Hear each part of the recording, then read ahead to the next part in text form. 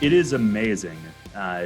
If you're in a funk, the way that you can totally misinterpret things to the negative, and you can twist something that's just like the most innocent happening in your day, and you can turn it into this big deal in your own head, and that's where that rational irrational comes into play, and it's that she and I talk about that all the time. We end each session with homework for me for the next couple weeks. Yeah. That is always at the top of the list, but it's kind of part of my overall toolbox. I mean, we talk about mindfulness, which for me, for anxiety, trying to find time to disconnect and whether it's meditation or yoga, things like that, can be very therapeutic. And also finding time for yourself, which is sometimes difficult, and especially nowadays. And for me personally, Mike, and I know you're the same, like we both lead fast, busy lifestyles. And I go back to one of the reasons I wanted to speak up, to try to help people with this is, I have a great life. Like, I have so many things I love between my job, my family, hobbies. I've got everything, but I still deal with this. Like, this can happen to anybody. So, like it might seem strange that people hear me on the radio. I'm always, happy and enthusiastic. Well, not when the umpire makes a bad call, I'm not, but, Right. or when the Revs lose, heaven forbid. But Yeah. I'm usually very enthusiastic. And I go back to last year when that was my front. That's how it came across. Deep down, I wasn't. And that's a painful place to be when there's days that you just don't feel like living that day and going forward. And that it can get that deep. That can happen to anybody. So again, the reason that I wanted to share my story on this series is because it can happen to anybody, even people that are very fortunate in a lot of ways, like I am. Yeah. No, and I think it's huge to acknowledge that, because sometimes people have a perception of what when someone struggles with a mental health issue or issues or a condition, what that person might look like, what they might be, what they might do, how they may live. And those are sometimes influenced by our own biases. There's biases that we all have about just kind of, well, that's someone with a mental health issue. That's what they look like. Well, I would ask, what does someone with a mental health issue look like? And I would also then answer that with, they're going to look like this guy, or they're going to look like this guy over here. If you're watching this on YouTube, then you're going to be able to see us. If not, you're just hearing our voices. But they're going to look like Daryl. They're going to look like me. They're going to look like you, because all of us are impacted by this in some form or fashion. Now, some much more on a continuum. Sometimes people experience it a little bit more significantly, more seriously. It may interfere with their functioning a little bit more in everyday kind of life in different areas of their life. But it does not matter how smart you are, how much money you make, how strong you are physically.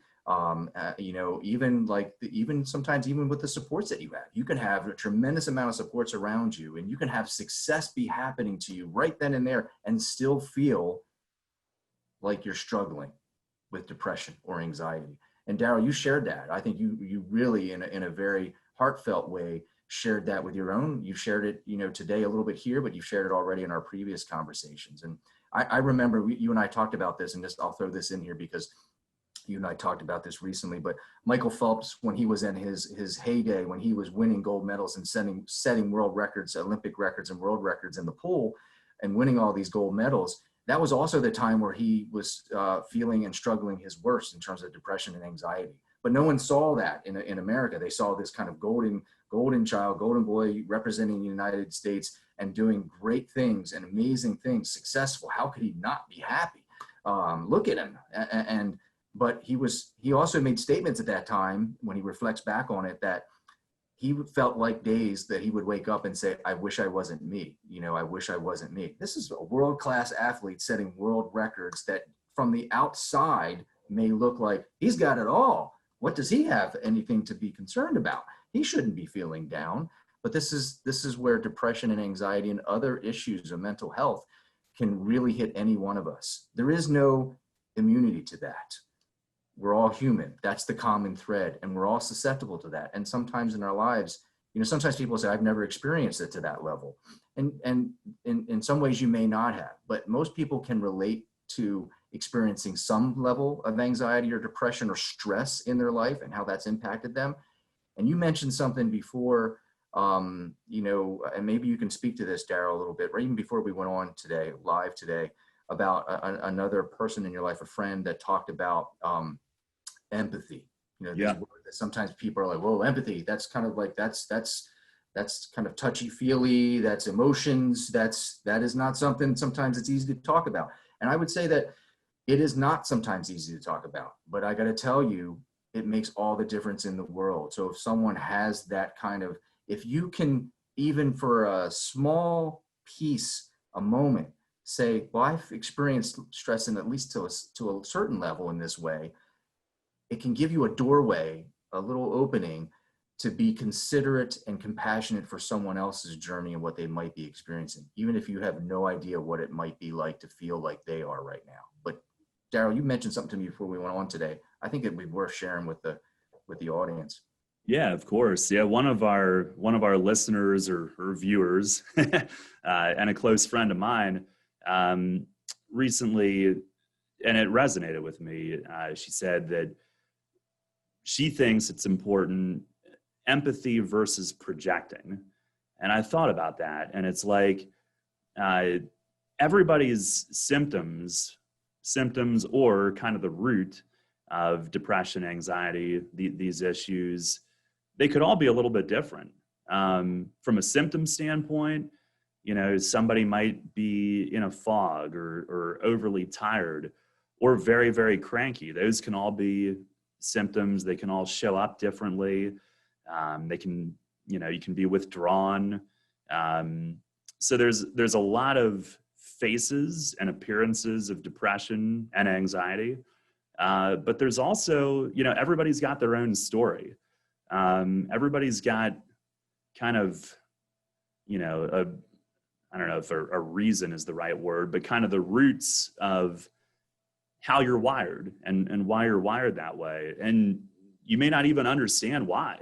Like you might be feeling that way and have no idea why. Some people maybe can trace it to something in particular, or through therapy are starting to be able to. But other people, it's maybe you're feeling this way for the very first time and you have no idea where it's come from. So I thought that example was worth sharing. If you're listening to somebody, if you're a support system, empathy versus projecting, because again, everybody's DNA, everybody's depression and anxiety story is a little bit different. So it's impossible for me to sit here, Mike, and pretend that I totally understand why you feel a certain way. It's impossible for me to totally put myself in your shoes and get that and say, oh yeah, I get it. I know exactly why you feel that way. Here's what you should do. But what I can do is listen and give you the opportunity to open up, offer support, offer, well, in my experience, that this is what I dealt with. So I can be a listening ear, but nobody can, no two stories are the same. And I guess my point is, like, if somebody listening or watching is experiencing this right now, it doesn't mean that necessarily the next person, kind of got it from the same background or experiences, if that makes sense. I don't think that was my most eloquent description of any of these topics, but that was kind of on my mind, and I thought that was worth sharing. I appreciate you sharing that, and I think it was I think it was just as I think it was perfect the way that you shared that, Daryl. I mean, I think that with that friend of yours sharing with you, that kind of difference there, instead of kind of projecting kind of what we might think onto someone else or kind of assigning kind of meaning to what we think might be going on, or discounting or not necessarily taking someone as seriously as they might need to. We may not even know that because we just don't know what's going on with them. But I think that whole idea of empathy, and that's really just trying to have an appreciation of what it might be like to walk in someone else's shoes, and to be able to have that, it's really just considering other options, that might be going on. So this person may be kind of behaving in a certain way, and we automatically may think, oh, it's because of this, but there could be so many other things going on with that particular person that we have no idea what's going on in their story. And that's why just being present with somebody, just listening to someone, just giving them that opportunity, speaks to empathy. It speaks to caring. It speaks to being a little bit more compassionate about their story. And to that individual, when that happens to them, they will absolutely remember how that made them feel. And I've said that to you. I've shared this quote before from Maya Angelou before, in terms of Maya Angelou had said, people will forget what you said, people will forget what you did, but people will never forget how you made them feel. I love that quote. I use it a lot because it resonates and connects with me, and just trying to aspire to live in a way that remember that, because I remember when people have taken the time to just be present with me when I'm having a difficult moment, and what that meant to me and how that made me feel. And I think that's exactly what your friend was kind of sharing with you, that sometimes it's not what you say, the advice you give, and sometimes we move to again, this is the human side of us. Sometimes we may kind of assess someone, what they're doing, and maybe move to judgment. And the idea is, let's hit the brakes on that for a second, because we all sometimes struggle, and give someone that opportunity. And sometimes it's just a moment of just listening, a kind smile, just a hand on the shoulder when we can do that safely, obviously, but when we can do that, just being present with someone and how that matters. Yeah.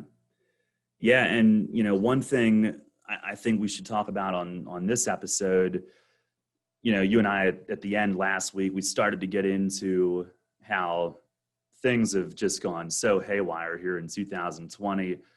How do you start to allow yourself to have some acceptance of what has taken place here? And that was a word that you and I talked about a lot, I think, after we actually finished recording last time. So, 2020 has been really difficult for a lot of people in a lot of ways. Back to the individuality of these illnesses, it's impacted everybody in their own unique way. But how do you move forward? How do you accept the hand that we've been dealt?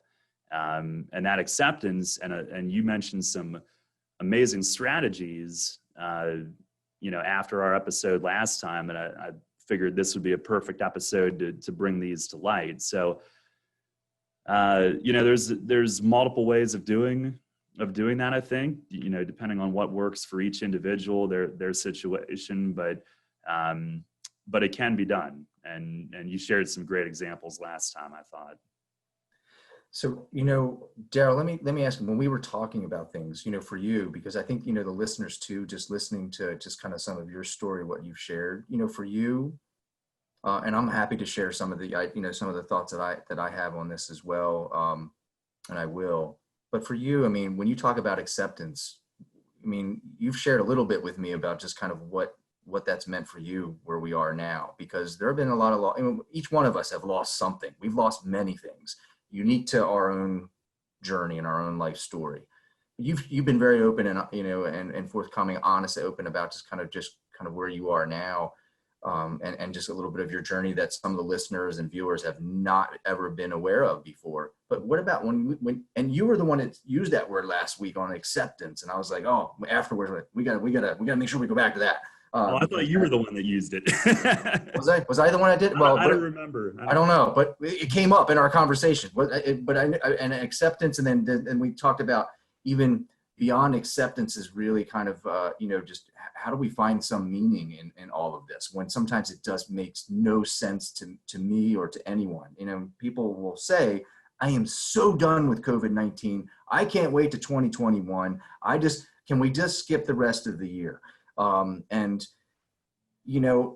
sometimes everyone is probably like, yeah, that sounds like a good idea. But unfortunately we can't fast forward time, even though sometimes we may wish to do that. But so what do we do with the time that we have and sometimes the challenges that are here? You're right. 2020, we talked about that the last time, referencing, oh boy, it's 2020. This is what's been happening. And it's been an eventful year, to say the least, in so many different ways for each one of us. But for you, when you hear that word acceptance, I mean, sometimes people will say, accept what? I'm not accepting anything. I'm still struggling here, or I refuse to, to really accept what's happening. And it becomes a real kind of wrestling of that. So acceptance, what are your thoughts? And I'll share mine also. Yeah, sure. So, I mean, going back even beyond, I felt like, last year when I had a major bout of depression and anxiety, I felt like, sure enough, crazy enough, like late February, early March was kind of when I was finally starting to come out of it. And then a couple weeks later, the whole world shuts down and we have a whole new set of things to process and deal with. And for me, I felt the stress that I'm sure everybody did. The most personal way that it hit me was not having a baseball season here this year, which is, again, my job is one of my favorite things in the world, being able to call baseball games every night on the radio. So early on, I spent way too much time, thumbing through Twitter, watching the news, looking for little glimmers of hope. Oh, maybe, given that piece of info, maybe we'll be able to start in June, just holding on. And I kind of strung myself out, looking for those things for weeks on end. Not a very rewarding exercise, let me tell you. And the toughest days were what would have been the start of the major league season, which is a holiday to me. What would have been the start of our spring training, and then what would have been the start of our season. Those were kind of dark days in my world. And, depression takes on a lot of different looks. I think for me, if I had to give somebody a picture of what it was like for me, it'd probably be me sitting on my couch, totally defeated, totally out of energy, watching the same news cycle on end mindlessly for hours on hours deep into the night, just unable to pick myself up to go to bed and move on and be productive for the next day. But eventually, and I don't know, I'll have to think, maybe next time I can come up with something specific that allowed it to start to turn for me. But I was able to identify, and I think, maybe it was as simple as talking with Katie each session about what were some of the positive things that have come from this. Right. Sounds crazy, but some positive things can come from this. And for me, like, it was being able to go to the pool with my wife and kids almost every day this summer. Most summers that doesn't happen for me. She's probably taken them on her own, while I'm in New Jersey or somewhere doing baseball. So we were able to do that. I was able to obviously be at home a lot more. Maybe, I feel terrible admitting this now, given everything that's happened this year, but there was a time last year where I thought to myself, man, I could use like a whole year off just to recharge my batteries because I was so burned out. Yeah. If I would have known that this would have happened this year, I would have never had that thought. But maybe I was able to, I was so burned out last year. Like this kind of, and now this isn't the same for everybody, but for me personally, it maybe gave me a chance to step back and enjoy things over the summer that I don't normally do. And then I guess the third one would be, I dove into the golf world. I actually picked up a part-time job at a golf course near my house so that I could be closer to it. And I really enjoy that work. It's kind of therapeutic and relaxing to me.